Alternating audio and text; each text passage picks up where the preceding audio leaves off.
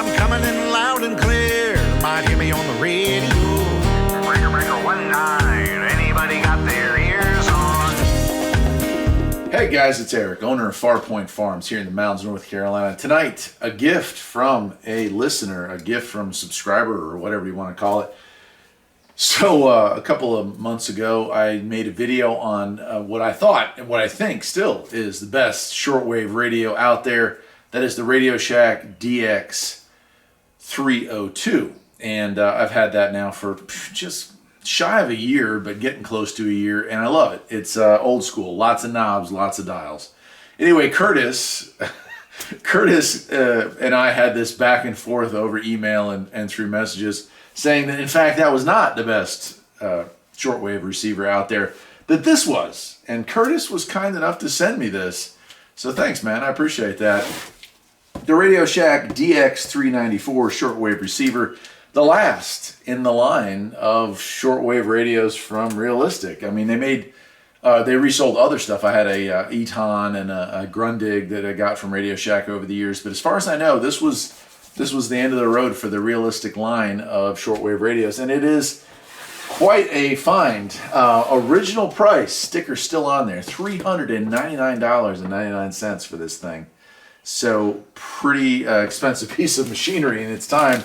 And the fact that this thing is still in its original box is awesome. Obviously, this will be in my collection forever at this point. But this is the DX shortwave receiver, 160 programmable channels, 6-digit LCD display, fine-tuning controls for sideband and CW.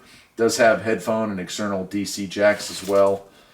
I mean, it's in gorgeous shape. So I'm going to go ahead and open this thing up and we'll take a look at it. Of course, there'll be a part two once I read the instructions for this thing online for getting it up and running and figuring out all the ways to make it work. We will have a part two where we do some scanning of the radio bands. And I'm so excited for this already. Look at this, the original manual for it, and this catalog number 20-224,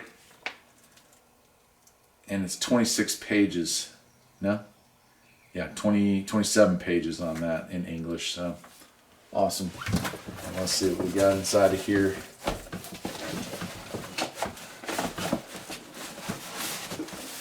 There it is.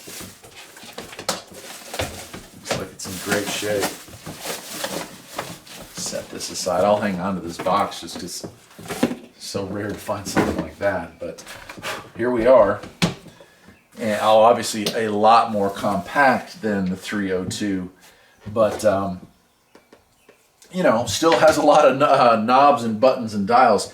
To me, the 394 always looked a little bit more like a scanner. I'll tell you what, let me get the camera a little closer. So I always thought this looked a little bit like a scanner, and I bet you a lot of these ended up in junkyards or in the trash because they would get in yard sales or whatnot, and they'd get mistaken for a scanner. And since a lot of scanners have gone digital and trunking and all that, they just don't have a high resale. So yeah, I wonder if maybe that's the case. But what we do have here, a headphone jack here. I love listening to shortwave with a headphone. Pick up those faint stations as they fade in and out of that night static. But we have our volume control here, RF gain, fine tuning controls, and here's our selector, and there's standby, AM, lower sideband, upper sideband, CW1 and CW2. This being our tuning dial here. And then a lot of buttons over here. Band select, up and down step, timer. So there's all kinds of stuff this thing does. And that's why it was kind of considered the best of the best. Has these little fold down rubber bottoms here that also make it nice. I'll go ahead and flip it around too. On the back. And this is, I believe, he said he had the later model. I'm not sure how you would tell it. They had 2 revisions of this, and this is supposedly the later model.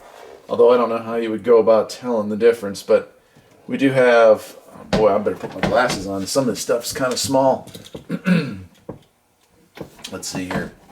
We have a switch here. Oh, attenuation. So you can, if you had a strong AM signal nearby, and you needed to, you could cut signal strength down. We have a nice ground attachment here that'll definitely be getting used. Our main antenna hookup. Then we have, looks like another antenna, high Z and low Z. So these two hookups here. for two different types, maybe for like scanner stuff. I'll have to again research that. This is awesome. Very old school, but still very usable today, and I'll tell you how. This is tape out, right? So I could have this hooked out, and it's a line out to go to a tape deck to record, so you can record off of this, which a lot of people did for like Coast to Coast AM back in the day of Art Bell's, you know, in the heyday. A lot of people were recording that live off the radio. This being a high-end radio, you could do that.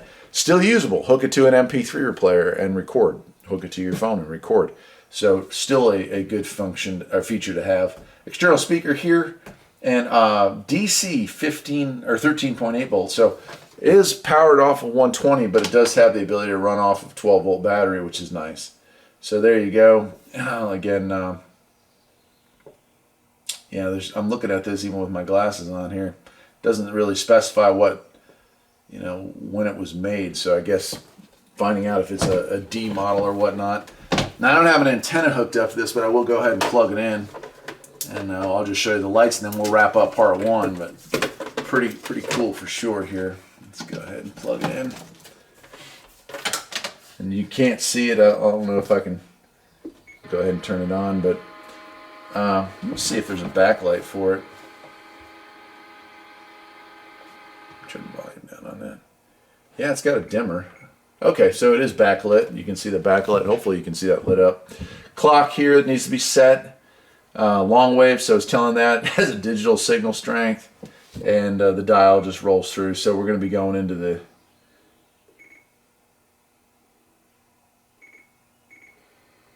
So I would say we're going to switch bands here if you want to get into AM. Again, without an antenna hooked up, I doubt I could pick up anything.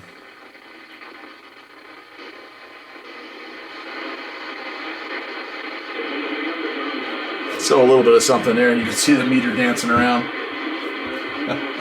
Well, again, I'll get into part two. We'll go through all of this. I'll hook it up to that long wave antenna that I have. I've got a 100-foot wire antenna that we can do shortwave with. I've also got that amplified MLR30 shortwave antenna, which is a great antenna, but I'll hook both of those up. We'll go through. I've also got a scanner antenna, so maybe we can play with the scanner bands if it covers that. A lot of reading to do, a lot of research to do. This was kind of a unexpected treat. But thank you. And thank you to all the fans of Farpoint Farms. Shortwave, I've made a few videos on it. I've done some demonstrations on some of the radios that I've had sent to me over the years. But shortwave is pretty darn cool. And it's more important than ever to have access to something like this in your arsenal so that you can hear the truth. Not just the truth here in the United States, but the truth around the world, and make a more educated decisions on what's going on in this world around us. Anyway, that will do it for tonight, my friends. Take care, and I'll see you next time. Bye.